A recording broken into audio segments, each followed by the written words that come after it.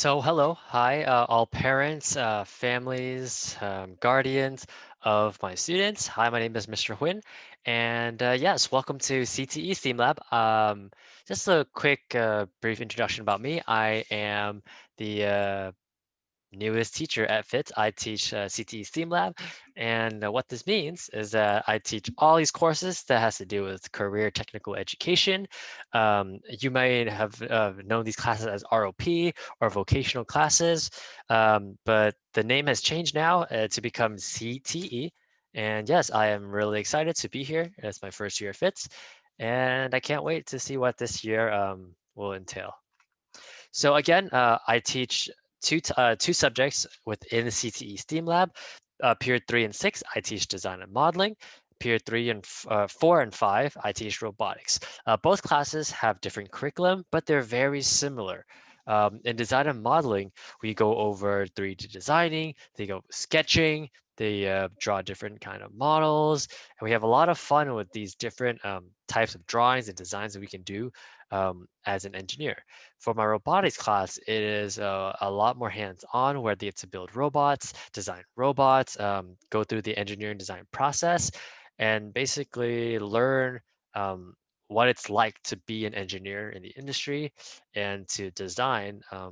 Also, they also do a bit of designing, but robotics has a lot to do with a lot of math, mechanics, and all sorts of different engineering areas there. Oh, we also go through coding as well in my robotics class. So yeah, both classes, they offer a wide range of, I guess, technical understanding of the field of engineering. And I myself have a background in engineering, so I'm really excited to guide and teach these students on what I know. So about me, about Mr. Huynh, yes, that is me. That is me not too long ago in the 7th grade, first day of middle school. And how come this scared and shy youngster turned out to this handsome lad? Well, I'll tell you the story of how this all happened. So what are some things I'd like to share about myself and my family? Move this down real quick. I graduated from La Quinta High School within the district. I am a homegrown educator. I grew up within the area, so it's nice to come back and serve the district again. This is my third year teaching. I spent my first 2 years at Bolsa Grande teaching physics and engineering. So this year I am at FITZ also teaching engineering. I went to UCI with the Bachelor's of Science in Mechanical Engineering. And then when I got out of school, I decided to go back to get my master's in education, as well as my teaching credential in physics. So there's my family, the four of us. So we love to travel. I like to do that in my free time. And I also manage a scouts group on the side. So I'm pretty busy. I view myself as an educator 6 days a week. Um, you might ask, am I crazy? Maybe, but I do enjoy working with kids a lot. I enjoy seeing them grow, mentoring kids.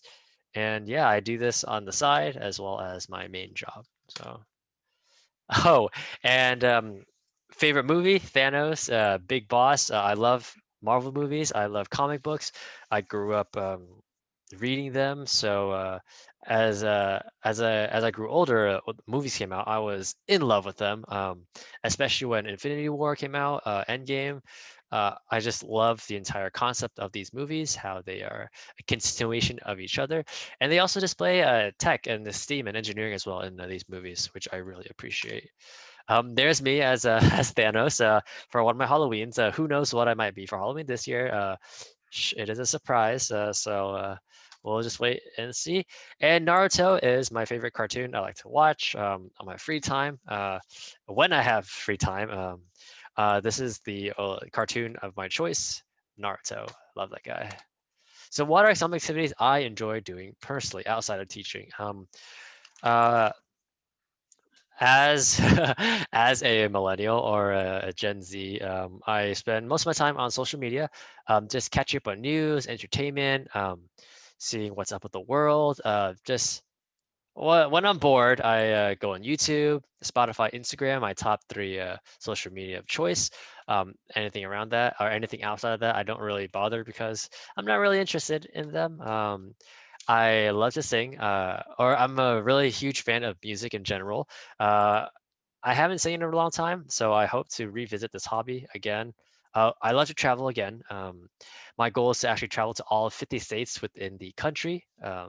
So that is one of the things that one of the goals I have in my life before I settle in and have kids. All that. So I love to travel.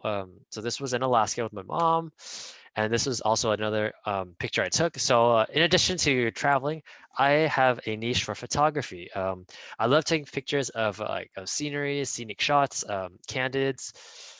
So it really captures. I try to capture the moment while I'm there. So here's a picture of in Alaska where we visited a glacier. Here was a sunset in Joshua Tree National Park. I went here not too long ago, um, and I was able to capture the shot during sunset in between the rocks. And then last one, this is also Joshua Tree. I captured this while everyone was watching the sunset. It's really nice. Yeah, so in my free time, I love to travel. I love seeing the world. I see myself as super extrovert. I'm a Leo. I am an ESFP, I think. So I'm very outgoing. I'm very loud, spontaneous. So I really like to interact with people. Yeah, your kids are in good hands with me.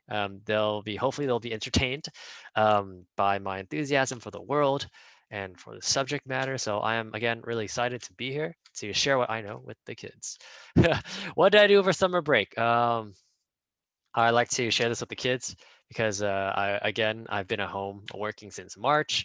I work out on my free time, got back into dancing. Yes, Mr. Huynh can do everything. Surprisingly, so I like to pick up different hobbies. So dancing was one of them. Baking was also one of those hobbies I picked up over quarantine. And uh, I mean, I built my own computer, so with the new PC, I also play games on the side just to keep myself entertained, keep myself sane. Your kids might know about these games. I talk a lot about these games with the kids. And yeah, it's really nice to have a common ground with the students. It builds like, strong relationships, and yeah, it helps. It honestly helps with the teaching um, when they see that you are a normal human being who does normal human things. I am not an alien. Wink, wink. I am not an alien or a robot. Oh yeah, Discord. My go-to way I communicate with my friends over quarantine there. And with both classes though, with both classes, I'll be going over the syllabus. Let me move my camera down here real quick. So with the syllabus, what supplies must students have in order to become successful in my class? Paper, pencil is an absolute necessity, as well as a computer. I also added a printer for some of my students, but I noticed that most of my students don't have printers, so I will find a way around that. But most importantly, a pencil and paper is needed. All my assignments will be online on Google Document or Google Classroom, but there are a few assignments that are on paper that I will require them to take a picture of, and I will walk them through the process of taking a picture with their phones or with their Chromebooks. Classroom expectations. Be respectful. I'm very straightforward with my rules and expectations. Just to be respectful and follow the Zoom protocols. Be respectful. I am very big on this ordeal of respect. If if you show me respect, then I will show you respect. This is to teach them basic human relations, human connections, and it shows them that you know what, you must treat everyone how you want to be treated, and follow proper Zoom etiquettes. Every single day, I show them my expectations to keep their microphones off unless they need to say something. Make sure whatever they say is appropriate, and make sure the cameras are on. Yes, I enforce every day. I check to see if the cameras are on. Failure to do so will result in consequences, as in timeouts. They'll be marked absent, and etc. Because participation is hard on Zoom to keep track of. So I make sure that the students are here, and I do hold them accountable for that. And I have other rules as well, but these are my main two that I follow. And how to access my class. Hopefully, your kids have showed you the syllabus on Google Classroom. and it has all this information, and my class can be accessed through Google Classroom. All my information will be on the Google Classroom. I will have nothing outside that I expect them to memorize or to like to bookmark. Everything will be displayed onto Google Classroom. And if there are any new websites or YouTube videos or assignments, they'll all be found on Google Classroom. And how I do my homework. Oh, I didn't have the slide. Oh, I skipped that slide there. How I grade my class is 60% weekly quizzes and portfolios and 40% weekly assignments. I actually might change that up. Since I will have more portfolios, make that a 40% grade. My grading scale is standard. Every 10% is a letter grade. I do accept partial credit. Um, for late work, and I do give out extra credit. How I give out my homework is I give out one assignment per week, and then they practice that assignment, or that assignment is usually how they practice whatever they learned during the week. During my synchronous time in the very first half, I usually go over a lesson where we watch videos.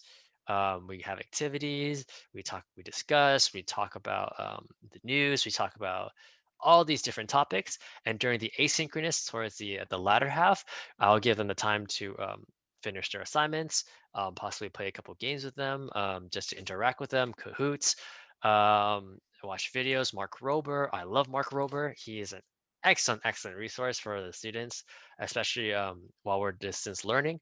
Um, and yeah, it is just an awesome time. I tell the kids that my classroom should be the space where they take their minds away from all the stresses within the school and come to my class with a positive mindset. It is a safe space, and hopefully everyone will be feeling a-okay.